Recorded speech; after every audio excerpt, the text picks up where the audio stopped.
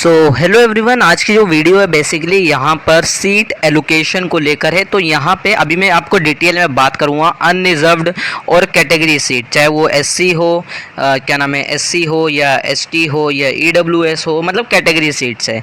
अब यहाँ पे कंपटीशन अनरिजर्व्ड में क्यों हाई हो गया? पहली चीज़, यहाँ पे इस बच्चे का मैसेज है जो मेरे पास आया था व्हाट्सएप पर, और अभी मैं कुछ स्टूडेंट्स को और बता रहा हूँ जिन्होंने मुझे इंस्टाग्राम पर भी भेजा है। अब ये है क्या मामला? इसमें यह है बेसिकली इस बच्चे को, जैसे इसने कहा कि मेरे को जो है ईडब्ल्यूएस में सीट मिली थी फर्स्ट राउंड में, ठीक है।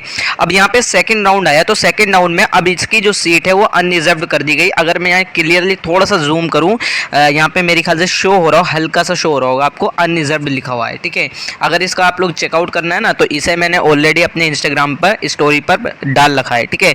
आपको वहाँ पे क्लियरली दिख जाएगा कि वहाँ पे यूआर मेंशन है, ठीक है, यानी इसे सीट जो है यूआर की मिल गई। अब यहाँ पे बेसिकली अगर मैं यहाँ पे आपको पढ़ के बताऊँ, पहली बात बुलेटिन को, फिर उसके बाद मैं यहाँ बात करता हूँ आगे। तो बुलेटिन पढ़ लेता हूँ मैं। देख सकते हो ये है आवंटन नियम। बेसिकली ये हिंदी इंग्लिश दोनों में, लेकिन मैं हिंदी में इसलिए पढ़ के बता रहा हूँ ताकि एक बार बहुत अच्छे से क्लियरिफिकेशन हो जाए। तो यहाँ पे बेसिकली जब आप नीचे आते हो तो ये जो फिफ्थ पॉइंट है, जो यहाँ पे पेज नंबर CSSPG के बुलेटिन नंबर हिंदी में बता रहा हूँ 16 नंबर पेज है, जिसमें 5वां पॉइंट यहाँ पे मेंशन किया है, पूरा ध्यान से सुनो। अनारक्षित सीट जो है बेसिकली, यानी जो अनरिजर्व्ड है, अनारक्षित जो अनरिजर्व्ड है, ठीक है, यानी जनरल सीट्स जो है यहाँ पे, अगर यहाँ पे क्या लिखा है, जनरल सीट्स के लिए मेरिट सूची में मेरिट के क्रम में सभी उम्मीदवार शामिल होंगे। यानी इन्होंने कहा है चाहे आप लोग एससी से हो, एसटी से हो, पीडब्ल्यू किसी से भी हो, एससी एसटी यहाँ पे लिखा हुआ है, ओबीसी लिखा हुआ है और ईडब्ल्यूएस लिखा हुआ है, ठीक है। आप किसी से भी हो, इन चारों में से आप लोगों को जनरल कंसिडर कर लिया जाएगा अगर आप वहाँ पे यूआर की सीट को मतलब पूरा क्या नाम है फुलफिल कर रहे हो क्राइटेरिया। यहाँ पे इन्होंने बताया भी है। अब यहाँ पे किसी को भी इससे बाहर नहीं किया जाएगा। दूसरे शब्दों में इन्होंने बताया कि जैसे जो यूआर की श्रेणी है, यानी जनरल वाले बच्चों के लिए मेरिट सूची में SC ST OBC non creamy layer और ईडब्ल्यूएस उम्मीदवार भी शामिल होंगे, चाहे वे किसी भी श्रेणी के हो, यदि वे यूआर की श्रेणी के मानदंड को पूरा कर रहे हैं, यानी एलिजिबिलिटी को पूरा कर रहे हैं। अब यहाँ पे एक चीज मैं आपको बता दूं, जो एलिजिबिलिटी, जो पात्रता, मिनिमम एलिजिबिलिटी जो सब फुलफिल कर रहे होंगे, लेकिन यहाँ पे इन्होंने बेसिकली मानदंड बोल दिया। अब जैसे अगर आप लोग फॉर एन एग्जाम्पल में मान ले, तो जैसे मैंने कहा फर्स्ट कट ऑफ में उसका एडमिशन हुआ था ईडब्ल्यूएस कैटेगरी से, अब उसका जो एडमिशन हो मैं मान लेता हूँ 210 पे हुआ, ठीक है। अब यहाँ पे दूसरी है अनरिजर्व कैटेगरी की, जो सेकंड उस टाइम पे हो सकता है वो 220 में मान लेता हूँ, ठीक है। अब यहाँ पे इतना था अंतर, लेकिन उसका ईडब्ल्यूएस की कैटेगरी से हो गया। अब लेकिन हो सकता है अनरिजर्व की जो सीट है वो 209 पे एडमिशन हो रहा हो और उस स्टूडेंट के जैसे 210 पे एडमिशन उसमें हो रहा था, तो बेसिकली अब क्या हुआ, उसे एज अ जनरल कंसिडर कर लिया गया, ठीक है। यानी उसने जो है, जो अनरिजर्व की जो क्या नाम है, जो नंबर थे जैसे 209, अब उसने यहाँ पे क्रॉस कर लिया, तो उसका तो एडमिशन हो गया, यहाँ पे अनरिजर्व कैटेगरी में ही वो कंसिडर होगा, ठीक है। अब यहाँ पे जो ओबीसी की सीट है वो वैकेंट रह गई। अब यहाँ पे बेसिकली कहने का मतलब क्या है मेरा, देखो यहाँ पे इन्होंने ये बता दिया, जैसे मैंने आपको ये पढ़ के बताया कि अगर आप लोग यूआर यानी जनरल की सीट को क्रॉस कर रहे हो या जनरल की मेरिट को क्रॉस कर रहे हो, तो आपका admission as a general consider कर लिया जाएगा। अगर आप फर्स्ट में आपको मिला है, सेकंड में मिला है, थर्ड में मिला है, तो आपको इन्होंने बोल रखा है, ये मैं पढ़ के बता रहा हूँ, ठीक है। और किसी भी उम्मीदवार को यूआर की श्रेणी की मेरिट सूची से सिर्फ इसलिए बाहर नहीं किया जाएगा क्योंकि वो एससी एसटी ईडब्ल्यूएस से है, ठीक है। तो इन्होंने क्लियर बोल दिया है, ठीक है। तो बेसिकली यहाँ पे अगर आप लोग अनरिजर्व की मेरिट लिस्ट को क्रॉस कर रहे हो तो आपका अनरिजर्व में कंसिडर कर लिया जाएगा। लेकिन बेसिकली यहाँ पे अब सीट, यहाँ पे मैंने कहा कंपटीशन हाई क्यों जाएगा, देखो ओबीसी है और यहाँ पे एक जनरल है। मैं ओबीसी छोड़ो, मैं एक आपका मान लेता हूँ, जैसे यहाँ पे एक यूआर हो गया और एक यहाँ पे रिजर्व्ड हो गया, ठीक है। यूआर अनरिजर्व्ड और रिजर्व्ड यहाँ पे आर का मतलब, ठीक है। अब जो जनरल बच्चा है उसका एडमिशन पे बेसिकली बहुत सारे बच्चे अप्लाई करते हैं, आप सभी को पता है बहुत सारे बच्चे होते हैं जनरल वाले, रिजर्व कैटेगरी वाले तो कम ही होते हैं उस हिसाब से। अब जनरल वाले जब बच्चे बहुत ज़्यादा हैं, अब ऊपर से दूसरी चीज़ क्या है, अब जो बच्चे जनरल की कट ऑफ एज अ क्या नाम है ओबीसी इन सब में क्रॉस कर रहे हैं, तो वो बेचारे क्या नाम है ओबीसी के अंदर या जो भी मतलब जो भी कैटेगरी है उनकी उस कैटेगरी में थे पहले, अब वो जनरल कंसिडर कर लिए गए। अब जब वो जनरल कंसिडर कर लिए जाएंगे तो जनरल की यहाँ पे सीट जो है ख़त्म हो जाएगी। क्यों? क्योंकि उसने जनरल की सीट को क्रॉस कर लिया, ठीक है, जनरल की मेरिट को क्रॉस कर लिया।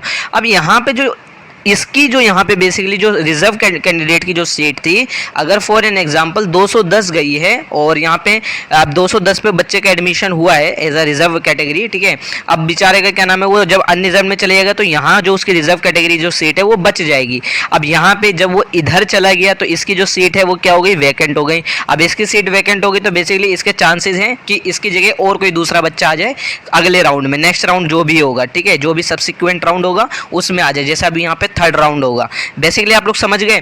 तो क्लियरली इन्होंने बोल दिया है कि अगर आप लोग यहाँ पे बेसिकली किसी अन्य रिजर्व, मतलब अगर आप किसी रिजर्व कैटेगरी से हो और आप अनरिजर्व की मेरिट को क्रॉस कर लेते हो तो आप अनरिजर्व्ड में चले जाओगे, ठीक है, ये ध्यान रखना है।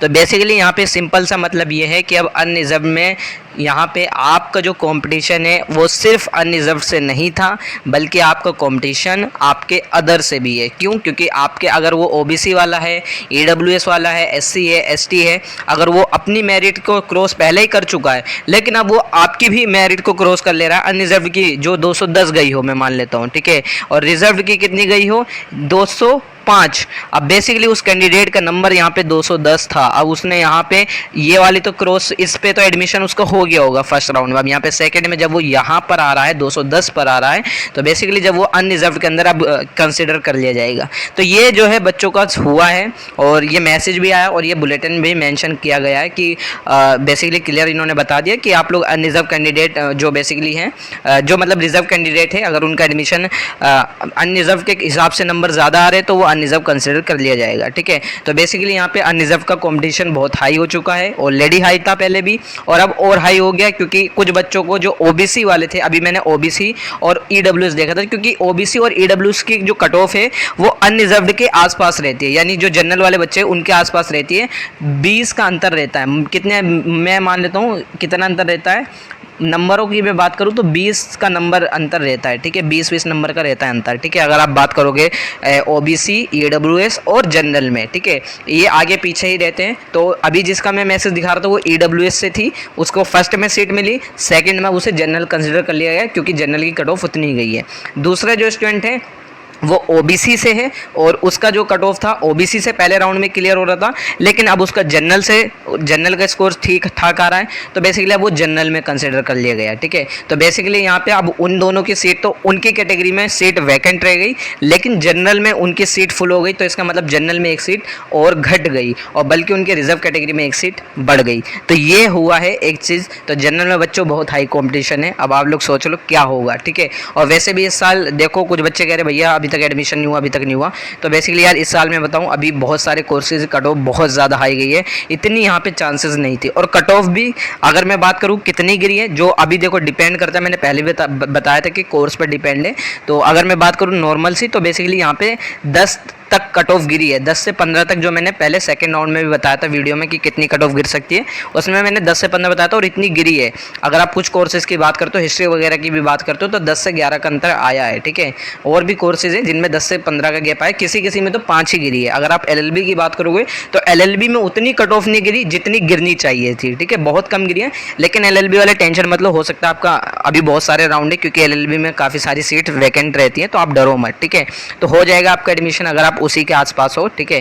तो यही सारी चीज़ें आई होप आपको समझ में आ गया होगा। बाकी अगर आप लोग की कोई क्वेरी है तो आप मुझे इंस्टा और व्हाट्सअप मैसेज कर सकते हो। बाकी आप अपना व्हाट्सअप चैनल CSSPG का ज्वाइन कर सकते हो लेटेस्ट अपडेट के लिए।